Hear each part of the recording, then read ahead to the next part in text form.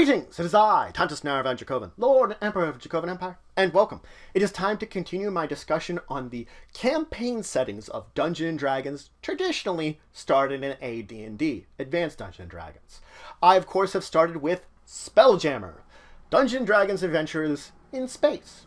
And we were talking about spelljamming, a Spelljammer campaign last time. So I'm going to talk about some of the basic types of spelljamming campaigns that you can have to start out with. So you could have a merchant campaign. Now, if you're a low-level character, this means that you could be a sailor or a worker aboard a merchant vessel. If you're at higher levels, this means you could be owning your own vessel. Now, of course, this means your vessel is going to be going around buying and selling goods. The idea of it, to earn profit. That's the entire concept of it, it's to earn money and profit while traveling in space. Now, the buying, selling goods, maybe even bargaining for them, that's not going to be the main focus of the game. You probably could do something a little bit with those, but you're not going to want to focus on that a lot. It's pretty much your group's going to go to port, they're going to be able to take care of what they need to do, and then leave. The crux of this adventure is the area in between. The adventures they get into traveling from point A to point B, whether it's traveling with the same sphere from planet to planet, or traveling to new and exciting spheres in distant places in order to bring some goods that are sorely needed. The point is that traveling is where the main bits of the adventure are going to happen. Maybe you're attacked by pirates, some other kind of dread ability, run through the middle of a war. You never know what's going to happen, but it's that adventure that's in between that you're going to focus on. Now, another game type is Explorers, where your characters are going to be traveling out into the world to find new life in new places, to maybe even discover civilizations that were never known, to boldly go out into the world and explore places that people never even heard about. Now, this could be from the edges of the known spheres, going out into the unknown ones, far beyond anywhere that anyone has ever seen. But it can also be within the known spheres. There might be small locations on various planets and asteroids and other unusual places that people really haven't found. They're out of the way, places that people don't normally travel to. There aren't any traffic to these locations. So you can see there can be all kinds of options for exploring the worlds. The mystery of discovering these locations is going to be the adventure that you're going to be enjoying.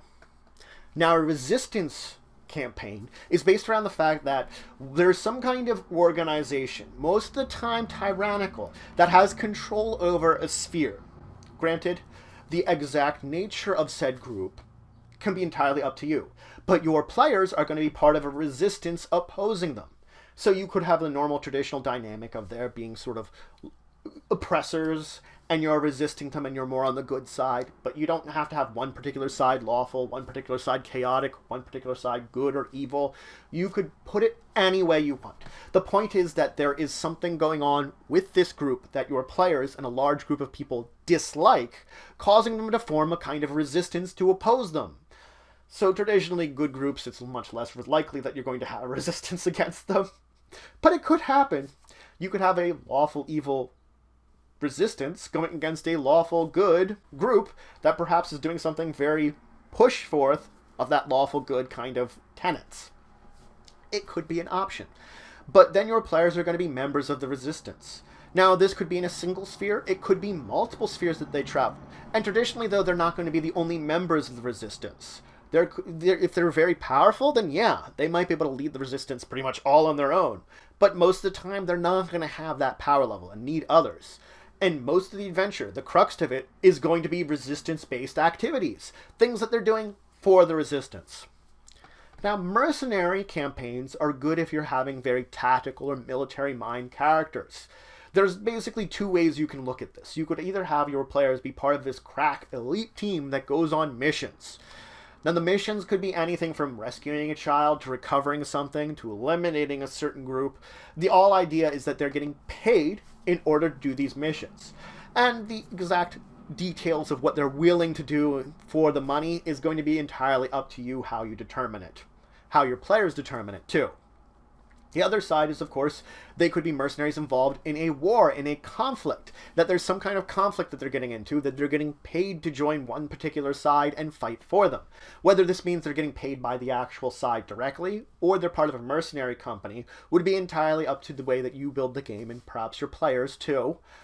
In this case, your characters are going to take on a critical or vital role in some way to the overall victory and scope of the war.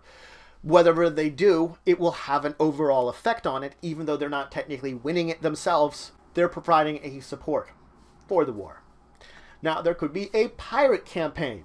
This pirate campaign, basically, you're going around stealing wealth from other people, maybe pillaging and doing kind of damage. Traditionally, stealing wealth from other spelljamming ships, maybe even destroying them. There's two sides of this: good pirates and bad pirates. Now, good pirates tend to go after evil races or evil organizations and prey on them for wealth and material. Most of the stories revolving around good pirates is that they had some kind of name, some kind of reputation, that a change in a kingdom or a change in a rulership, something has caused the rules to basically change in a way that now they are ousted and have to oppose the law in order to basically regain their good name. Whether this means they're actually proving themselves innocent of a crime or proving themselves worthy of being back in the Empire, however it means, it's up to your players. But effectively, they're pirates for bad people, and they're trying to prove themselves to someone by doing this.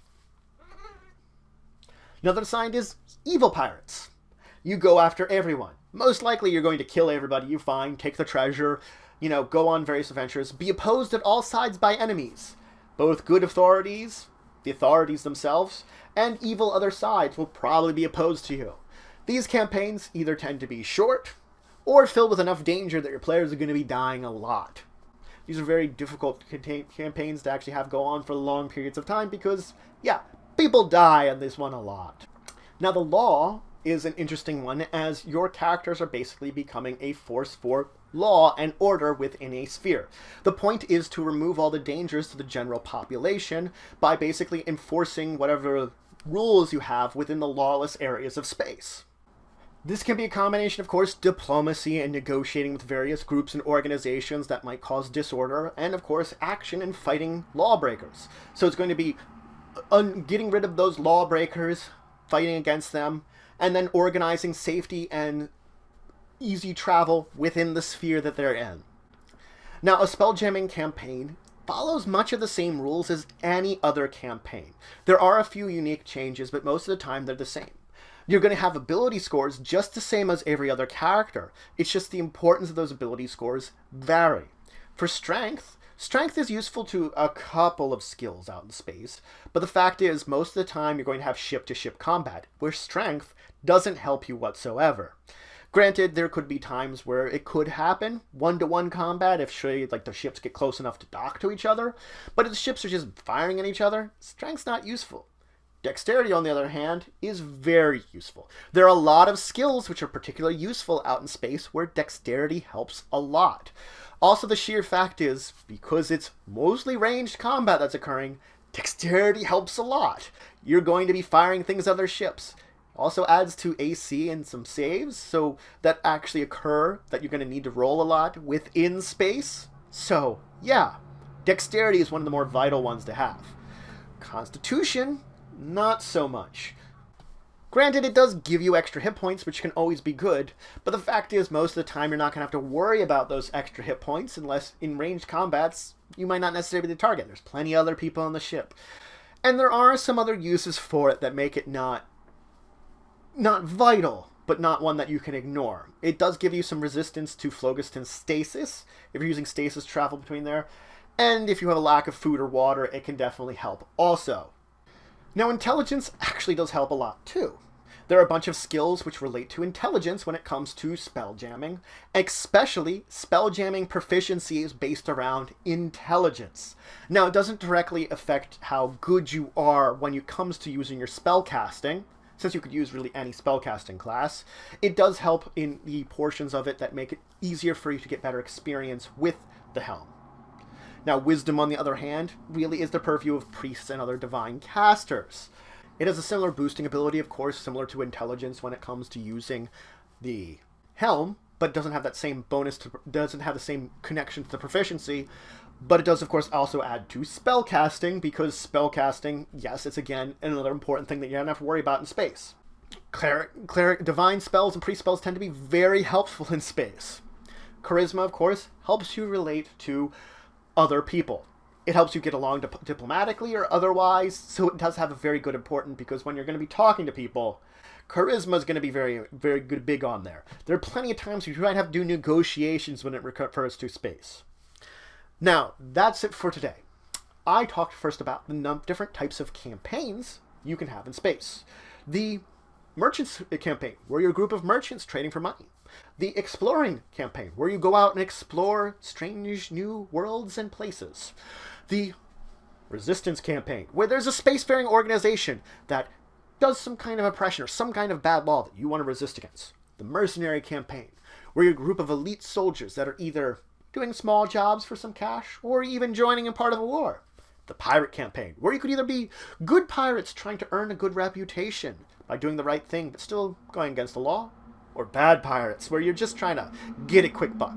And finally, a law-based one, where you're trying to get law and order to a sphere.